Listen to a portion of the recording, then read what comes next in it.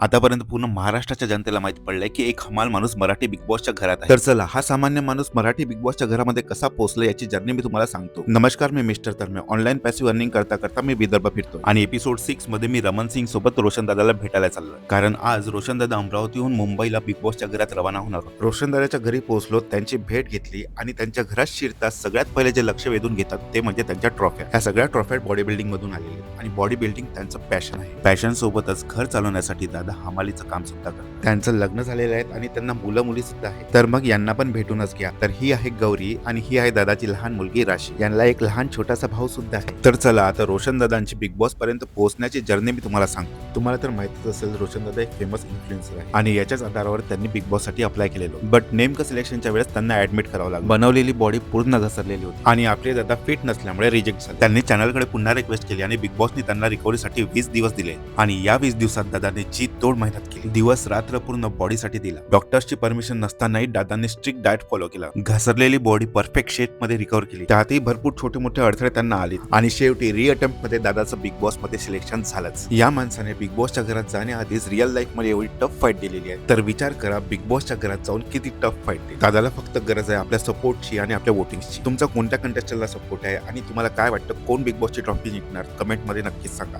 आपल्याला ते ट्रॉफी आणायची आहे. आपला पब्लिकचा सपोर्ट आहे तर आपण काय भिऊ. जय महाराष्ट्र.